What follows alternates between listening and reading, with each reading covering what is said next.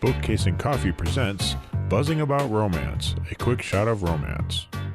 Hey everyone, welcome to Buzzing About Romance, a quick shot of romance. I am Becky, and joining me for this episode is Heather. Hi, Heather. Hey, Becky. How are you? I am great. You're great? It is, yes. The end of the day. That's the best part. It is the end of the day for us as we're recording this. So we've been reading and doing a bunch of holiday novellas or novels for our quick shots of romance for this first part of December.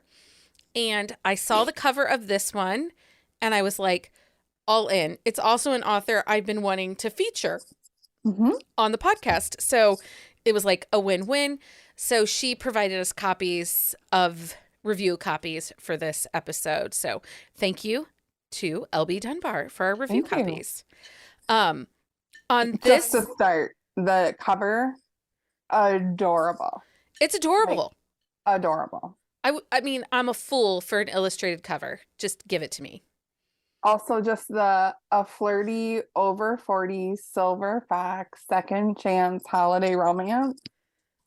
Sign me up. I was gonna say that like ticks all your boxes. And it's in one of my favorite cities in the entire universe. Chicago. So on this episode of A Quick Shot of Romance, we are reviewing Scrooge-ish by LB Dunbar. Heather, would you like to read us the synopsis from Goodreads? Of course. I hate Christmas. I don't know who thought every female must love shopping, wrapping, baking, and hosting, but I'm missing the memo. On top of that, I manage a top-end department store. Sprinkle in the fact I'll be turning 40 during this holiday season, and my life is a Christmas cookie recipe gone wrong. And every year, I become a little more Scrooge-ish. But the spirit of the most wonderful time of the year, insert sarcasm, seems to have a plan for me and my midlife crisis attitude. First, my past returns when I attend a high school reunion happy hour and run into that boy, the one I had a summer fling with after graduation and before college, then promptly ghosted me. The torture continues because that boy is now a man, worldly and wise and sexier than I remember, and he invites me to attend a holiday work party with him. Which leads to my discovery that there is a lot more to this 40 fine former NFL quarterback, now fireman, like being a single father to the sweetest little girl, putting me at risk of falling for both of them. However, I have my reasons not to believe in love and the happiest time of the year. And for the first 25 days of December, test all my strengths. Just what in the dickens is happening? Charles himself might approve of this plot, even if I'm a little curious to see how it all plays out. With the past behind her and the future uncertain, can Eva Nazar accept the present is a gift and the love is the greatest treasure, even treasure we receive, even if it isn't always wrapped in pretty paper with a perfect bow on top. So the release date for this is November 22nd of 2022. It is now in Kindle Unlimited. Tropes are second chance. It's a Christmas Carol retelling. And single dad. And I actually have it as spoilerish in the parentheses because in true Becky chaotic fashion, I did not read the blurb. I read the title and saw the adorable cover. And then I'm like 20% into the book and he is in the middle of a date and has to leave and go home. And he's like, come with me. He has a kid. And I was like, you didn't read the blurb because I did. I think I sent this to you and I was like, you had sent me a message and said, Heather, we need to find, and I was like, this one. Look at this. And you were like, sign me up. Like, didn't even read the blurb. I did. I didn't. So I thought the single dad thing was spoilerish because I didn't read the blurb. Oh my gosh. Cheese and rice. Funny. Anyway. Also, though, I'm going to tell you, I didn't know this was a Christmas Carol retelling. So. Just what the dickens is happening, Charles himself might approve of the plot? I know. You read the blurb up until this point. I think I got to a certain point and I was like, I don't even need more. I mean, check. Oh my God, we're such a mess. Yeah, we are. Put out percentage 28% with a flashback, but it isn't until 84% that all the stuff happens. But it is only 169 pages. So it's short. And I feel like the all the way is sort of it doesn't give this book the credit where it does not read like a slow burn. No, not at all. To me. There was so much chemistry between these two characters and so much intensity, and the connection was a tangible, connection between them, and sparks flew when they were on page. For sure. For sure. And there was such this chemistry, this push and pull between the two of them that you were just anticipating. But LB Dunbar wrote in such a manner that I wasn't desperate for the 84 pop. I felt these moments with them, and it was satisfying, and it was enough. And I truly believe in their connection and that they deserve the HEA, because for sure, there is this hot, steamy scene in a truck in a parking lot at a high school football game. There's that. And then there's the dressing room. Oh, the dressing room. I forgot about the dressing room. Whew. Whew. We're going to keep us warm on these cold winter nights. No joke. So I listened to the audiobook of this. Okay. And the audiobook was read by Stella Hunter and Teddy Hamilton. Big fan. Big fan. Big fan of both. The part of the problem with it is this. If you read the book, it's written in single point of view, only in Eva's point of view. We never get a glimpse inside his head. Zeb's head. We never get a glimpse in his head. We don't know what he's thinking. We don't. Or what he's dealing with. So the way the audiobook is done, it was read in duet narration. So Stella says everything until it is the male character's dialogue. Then Teddy speaks. And that was distracting for me. Okay.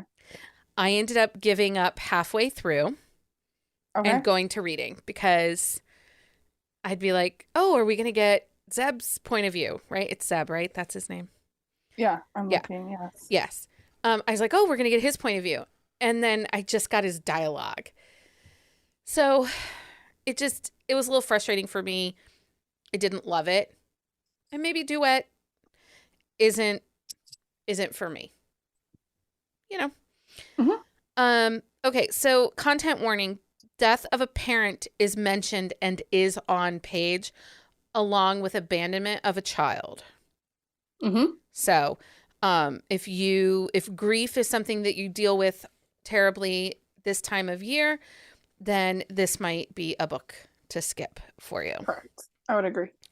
So, okay, we kind of mentioned it when we talked about the pop, but there's a lot of almosts in this book. And they're intense.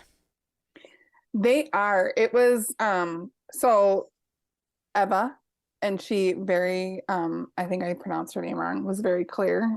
They went through a real big description about how to pronounce it. She is turning 40, and she's struggling with that. And she works in an upscale department store. But it's also the classic department store. So I seem to think that, in my opinion, because it's Chicago, landmark, Marshall Fields. Being a Minnesota girl, I was totally reads like Marshall Fields. That's what I thought too. I was like, that feels like Marshall Fields. I've been to a Marshall Fields. I've been to the original one in downtown Chicago.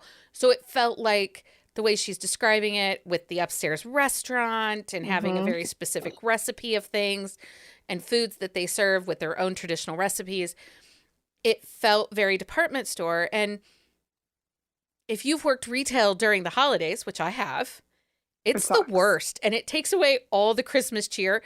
And I felt that with Eva. Like I felt all of her cranky retail feelings.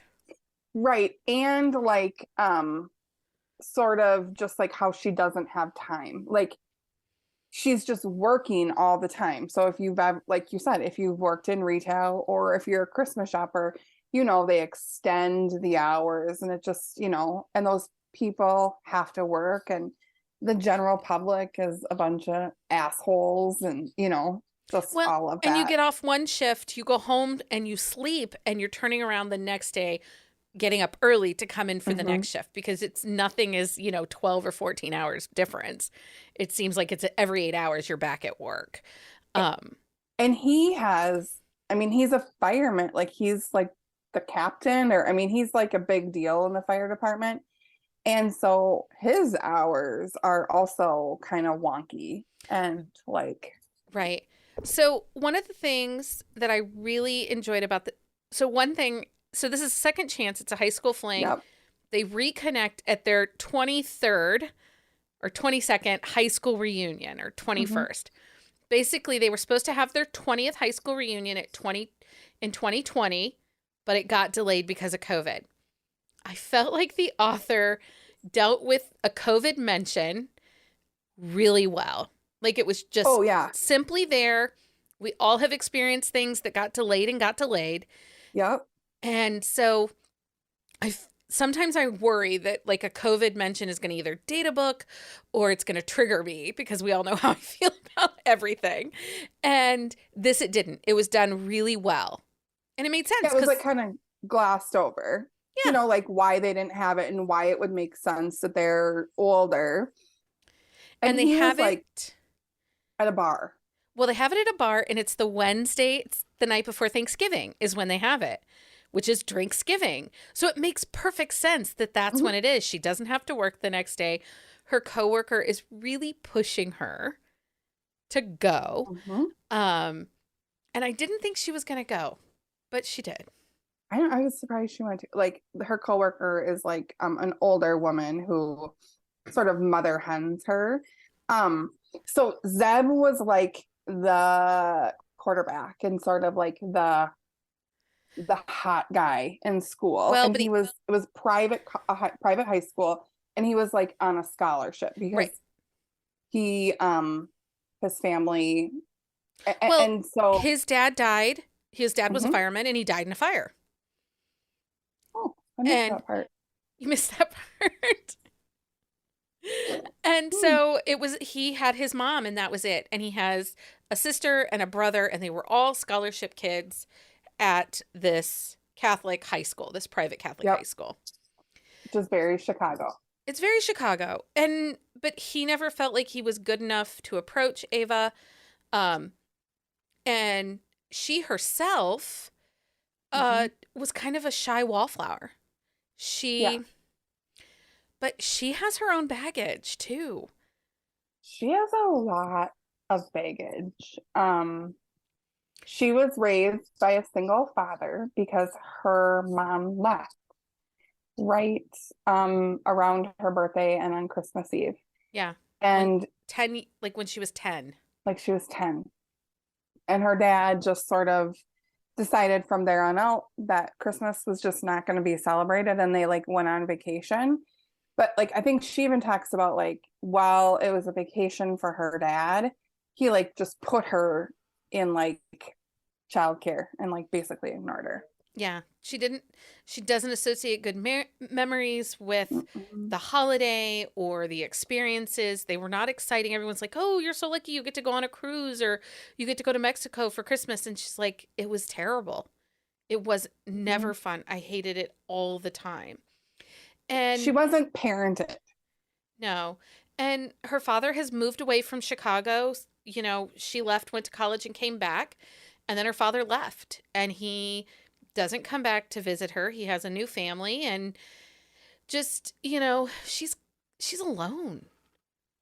I think she's very lonely. She is, you know, as somebody who's over 40, um, I think as you approach that number, I think maybe it's just a woman thing. I don't know. I'm a woman. I don't know. We have these ideas in our head of what we want to accomplish by the time we're a certain age. And she definitely has a plan in her head and she's working hard to get there. But I think she really lacks support and she's like a workaholic. Her whole life is working in that department store. But I also think it's something that's kind of alluded to and talks about, when you're a woman of a certain age and you do not have children, it's hard to make friends because you don't fit. People stop inviting you because you don't have kids, or, they think you're too old because they're all young and single. And I really felt like LB Dunbar in this book hits on some big emotions that we all struggle with. I'm over 40 and turning 40 wasn't that big of a deal for me, but being over 40 now, I have realizations. Like friendships are a little different. They're a little harder. My kids are leaving home and growing up. And so you don't have that built-in mom friend circle anymore. You got to work harder to socialize. And I think for someone like Ava, it was just easier to work. And then she didn't have to deal with her family issues. She didn't have to deal with not having a social life. She had bought her own condo and was happy with just living her little tiny life. But and then Zeb comes along. Yeah. And then reconnects with Zeb, who is trying to ignite things, but he's got his own, stuff. So his backstory, and I'm not going to spoil this because I really feel like this is something that you need to experience as the story unfolds, his backstory and how he became a single dad. Yep. And there's some really magical things about his little girl too, which again shocks me that you didn't get the Christmas Carol parallels. Right. Christmas Carol isn't my favorite. Not my favorite. The Muppets do a really good job on it. What about Scrooge? Okay. I have a lot of feelings about Muppets. I am not a fan. Oh my God. What about Scrooge from isn't it Billy Crystal that's in that movie? Yeah, probably. Becky, or Michael Keaton. I'm not gonna pretend like I don't know. I missed it. Like a 747 right over my head. Bill Murray. Okay, so Scrooge. Bill Murray is in Scrooge. I'm being yelled at. It's Bill Murray. Well, I'll have to watch it. So Zeb, he was a quarterback in high school, like highly sought after, and that was like his ticket, like to help his family. And he played in the NFL, right? NFL. And she kind of kept track of him for a while, I mean, it's kind of hard not to, like he's in the NFL, he's kind of a big deal. And then she just sort of kind of gave up, but he's doing the NFL thing. He ends up being a single father. I think the thing that I love the most about Zeb, it is clear from like the very get-go how important his family is to him. He is a very family-centered man. Well, before they even go on the first date together, he invites her to the football game the Friday after Thanksgiving or the Saturday after Thanksgiving that his nephew is playing in. And it plays for the alma mater, the high school they graduated from, and it's the state championship. And he invites her, and when he sits down, there is his sister with her wife and his brother who has some baggage. And I don't know if his story is somewhere because he was so broken. I really felt like he needed a story, and I have some unanswered questions about him. So, LB Dunbar, we need Brock's story ASAP. Yeah. And if you need some help writing it, we'll give you some pointers. Or we'll give you a plot. Email the bees at bookcaseandcoffee.com. We got you, sister. Like, He's great. Yeah. He was so damaged, and I needed to know his history. I loved him. And Zeb was just trying to care for everybody. Like, that was one of the big things about him as a character. He was a caregiver almost to his own detriment. Like, for sure. And, he I don't want to spoil it, but he does some things he does some really great things for her birthday. He is a detailed man. And it is clear he is a single father because he's responsible for the details of his child. So he becomes a very detailed oriented person, Well, and he picks up on the details. And then he doesn't just tell Eva, I care about you, I'm falling for you. He shows her in these like just sweet ways where you're like, oh my gosh. well, he I love listens. you. Yeah. He listens. Like she just tells a story and he picks up on it and goes out of his way to make some dreams come true. And it was magical and it was beautiful and I loved it. And I loved their HEA. It really was great. So great. And I love how, sometimes a single parent, that whole being a parent can get lost in the shuffle. And because Zeb was such a family-centered character, she was not lost in the shuffle. She wasn't. At all. No. And there's this really great scene with Eva and his daughter that takes place at like the department store, and I just love it. Yep. Agreed. Okay, so final question. Yeah. Does this pass the Die Hard Christmas test? So think about the Die Hard test. It is, is Christmas a relative enough part of this book that it can only take place at Christmas? That this book would not make sense if it took place on Memorial Day? How prevalent is Christmas in this book? I feel like, yeah. I mean, I think that Christmas has to be in it. It has to be Christmas because the retail, the things that happen that are magical, and the fact that it's a Christmas story retelling. Yeah. Yeah, I agree. Well, and the timeline just like stands up. So like it makes sense. People go home for Thanksgiving, so people would be at the bar the day before Thanksgiving. Like it all kind of adds up. I agree.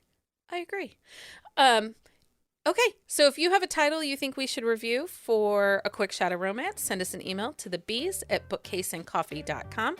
Heather, thank you so much for joining me for this Quick Shot of Romance. Anytime. Until next time, everyone, happy reading. Find us on Instagram at Buzzing About Romance or on Twitter at Buzzing Romance. If you like the podcast, please leave a review. If you'd like to support us directly, join the Bookcase and Coffee Patreon and receive exclusive content only available to Patreon members. Check out bookcaseandcoffee.com for our on-the-shelf show notes.